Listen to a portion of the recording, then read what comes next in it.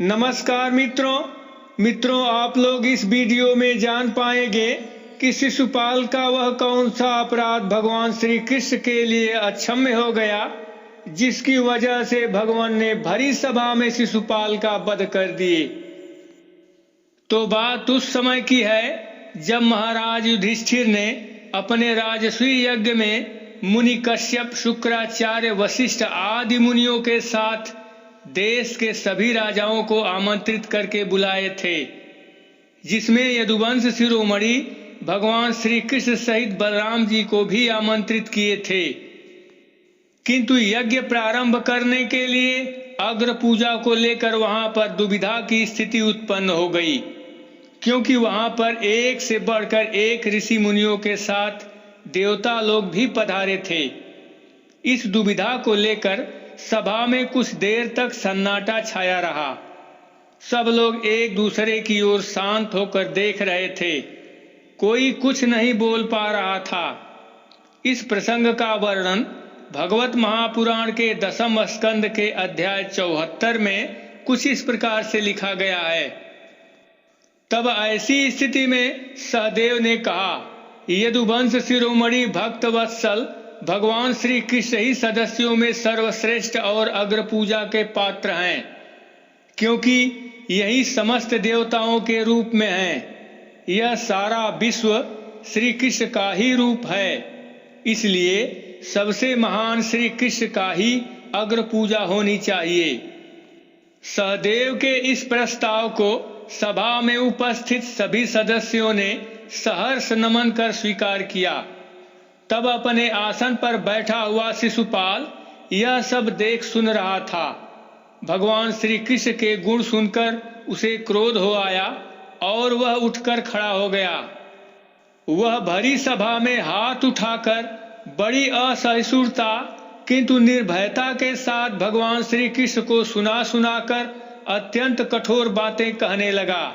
सभासदों, यज्ञ की भूल चूक बताने वाले उन सदस्य पतियों को छोड़कर यह कुल कलंक ग्वाला भला अग्र पूजा का अधिकारी कैसे हो सकता है?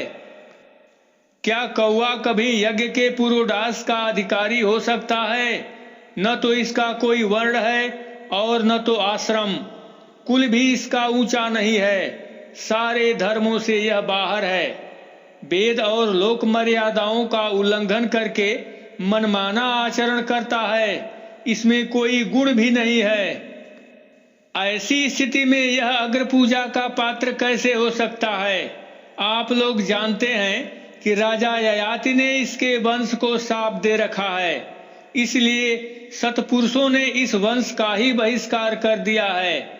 इन सब ने महर्षियों के द्वारा सेवित मथुरा आदि देशों का परित्याग कर दिया और वेद चर्चा रहित समुद्र में किला बनाकर रहने लगे।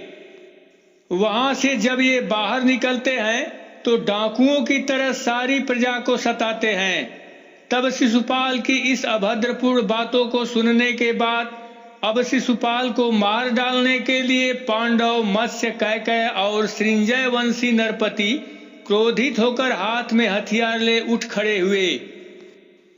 तब शिशुपाल भी बिना सोचे समझे अपनी ढाल तलवार उठा ली और भरी सभा में श्री कृष्ण के पक्षपाती राजाओं को ललकारने लगा। तब भगवान श्री कृष्ण उसी समय अपने तेज धार वाले चक्र से उसका वध कर दिए। इस प्रकार से शिशुपाल जो पूर्व जन्म में रावण था, उसके बाद हिरण्यकश्यप हुआ और अंत में भगवान श्री कृष्ण की सगी बुआ के पुत्र शिशुपाल नाम से जन्म लिया। तब भगवान श्री कृष्ण के वध के बाद उसका उद्धार हुआ और वह पुनः अपने धाम को चला गया। इस विषय पर भी हम वीडियो बना चुके हैं, उसे इस आई बटन को टच करके आप लोग देख सकते हैं। तो मित्रों, भगवान श्री कृष्ण का यह प्रसंग कैसा लगा अवश्य बताइएगा। फिर मिलेंगे एक नए वीडियो के साथ, तब तक के लिए नमस्कार।